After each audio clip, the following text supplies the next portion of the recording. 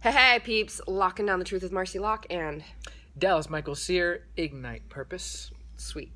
So, I want you guys to tune into something. This is what I was recognizing happened for me is a couple years ago when I would get offered all these TV spots, like national TV started to show up for me. So a big opportunity shows up in your life to be able to create more results of what you want. And there's a reason why we don't allow ourselves to step into it or to receive it or allow it or have even more of these results. And when I started getting offered TV shows nationwide, I had all these weird, crazy things show up for me, like injuries would show up with my foot and my ankle, like I couldn't walk. And when I look at the motions connected to those, it was like fear of moving forward. And as I connected the dots to that, I was like, fear of moving forward. If I move forward, I'm going to be seen more. There was fear and attachments of, because I had rape attempts, kidnappers, stalkers. There was fear of being attacked. There was fear of being seen. And I had to look at these things and break these things down that allowed that darkness to become light and not even bother me more, that allowed me to move forward. The reason I want to share with you that part is because the main message here that I want to share with you, an experience that I had, and I decided I really wanted Dallas to be involved in this, and this could be a longer explanation of things, but this is extremely fucking powerful on if you're not willing to look at the things that have been your past experience and been what you thought were dark and you hid in the closet and you've put in this room. Well, when we open the closet door, light is effortlessly going to flow in. And all of a sudden the darkness becomes the light and it no longer bothers you, triggers you, or holds you back. So when Dallas flew in that night, he wanted to watch a show that was basically about, it was a really intense drama about a girl who had been kidnapped, and then, she was basically a sex slave and had a child and raised the child in this room she was held captive in, and all he knew was the room. So that's the flatline experience of it. Well, what happened was I was massively triggered by this, right? So you want to share what you saw? Yeah, I mean, we were watching. I mean, it's a good movie. We're just enjoying the movie, and then all of a sudden, I just noticed that you were really quiet, uncomfortable. I could feel a shift in energy for you. I could feel even the temperature in your body shift, and was just asking like, "What's wrong?"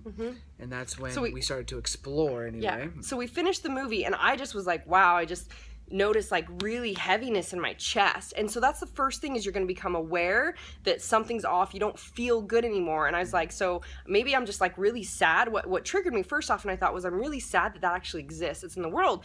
And because I was like, wow, that was actually what I grew up in believing, is that the world is scary and unsafe and there's scary people. Hence I attracted stalkers, rape attempts, kidnappers, all these things.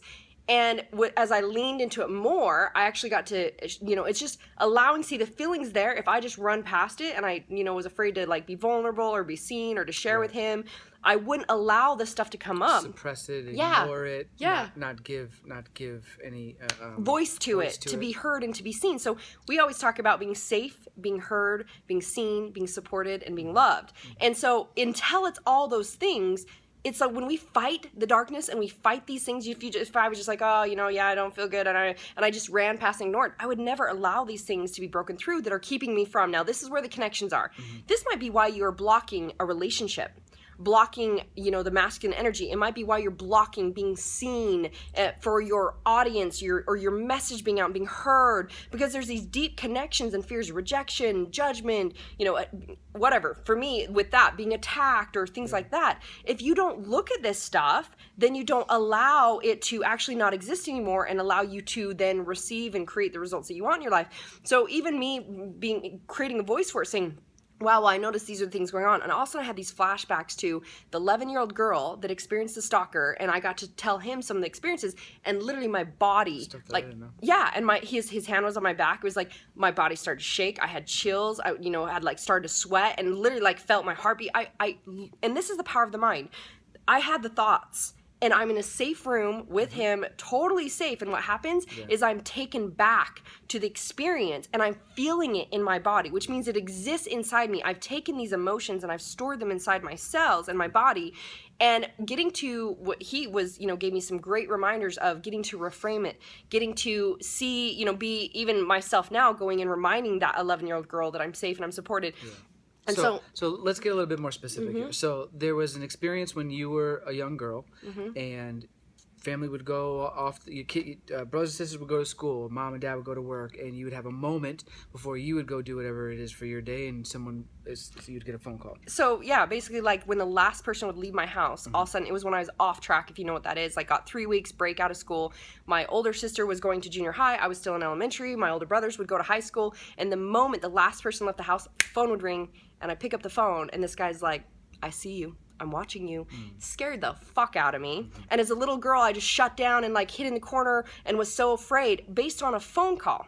We could never figure out where he was, how he would know, tried different things, people leave at different times, etc. Yeah. This created so much fear in me. You even had an experience of people not believing you. Yeah. And giving validation. Yeah, and being like, you know, not. And so there's a lot of like blocking the, you know, safety and being guarded with the masculine and all these things that for years created that evidence. And even me thinking I could be attacked or seen was scary, heard was scary, all these things I got to break through these years of experience. And my point being, I didn't still know that there was some of this inside me, and I shared it with him an experience of like how for years that affected me, because I'd get to, you know, get dropped off from soccer practice or whatever it was and walk down this long dark driveway that we had to the back of the house, which is where we got to I got to open the door, unlock the door to go inside, and it was all bushes and all pitch black dark, and you know, our farm was behind it, and literally every fucking time from the moment I got dropped, it was like this instant fear of like looking around me and just like trying to hurry and like get my key in the door and like shaking and just feeling that I could be attacked at any moment, that this guy would just show up.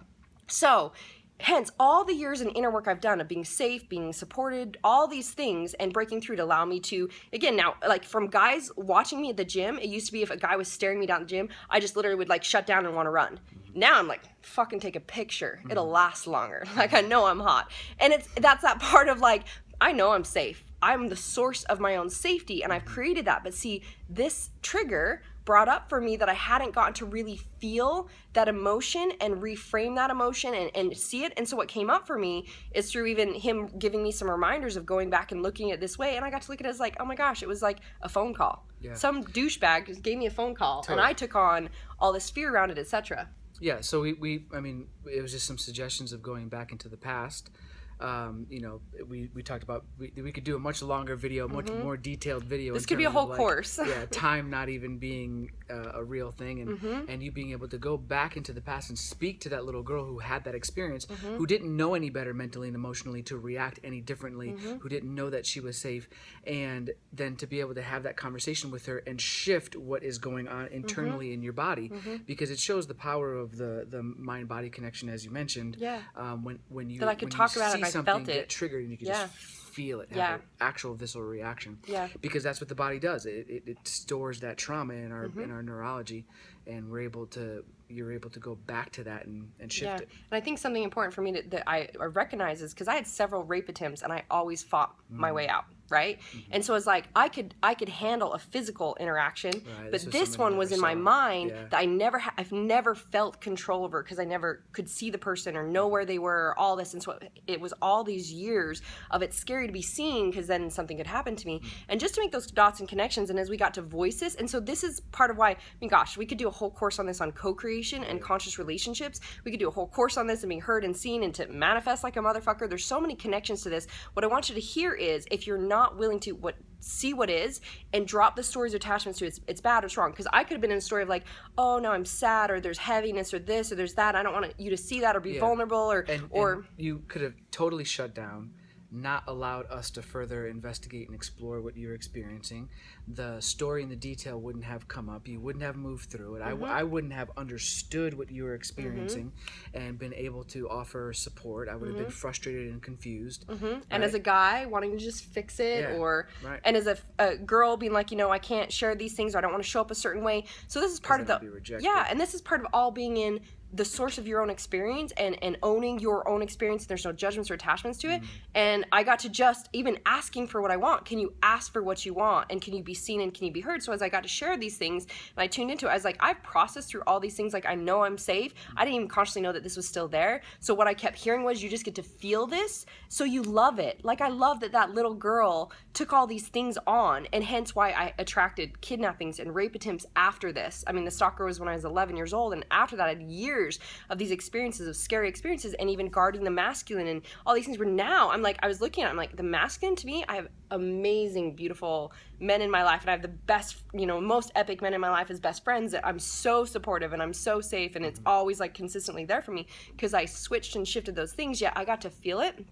And just even tell him, I was like, I just feel like I get to just, I just want to be held and just want to be reminded that I'm safe, and allow that little girl to be heard and to be felt, and allow that vulnerability to be there. And this is where we talk about the feminine and the masculine both being there. If I just stayed in this masculine of doing and I hid all this, I wouldn't be manifesting like a Motha Fucka. Sure. I would not be standing in my power here. I wouldn't be sharing my message with the world, because we might not be together. Yeah, exactly. Definitely. I would still be attracting, things that felt unsafe, and I'd be guarded from it, etc. So we just really I wanted to put voice to this of, how powerful it is to be aware of what's going on, that there is no judgment. We have no judgments or stories around any experience that we have. It just is our experience, and we can just look at it and hear it, and interesting, and this is the truth, and this is what I'm looking for, which allows you then to be in a place to create what you want, because it's clear energy. It's like excitement, curiosity, wonderment versus fear. If I'm seeing so the power of that. Yeah, find the connection.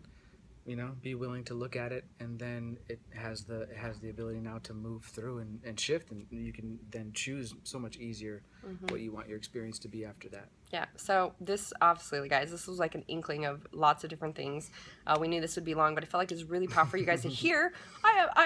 People always say to me, Mars, do you ever experience shit? Because, like, my shit is gift. See this? Yeah. This beautiful gift. It allowed us to get closer. It allowed me to see where, I hadn't loved some certain things. So the darkness inside you, when that shows up, it is just what else you get to love. Yeah. So that you allow yourself to receive even more and be even more worthy. Yo, snap. Amen. Lock it down. Boom, shakalaka. Bitches. Power of choice is yours. Choose your best life. Lock it down.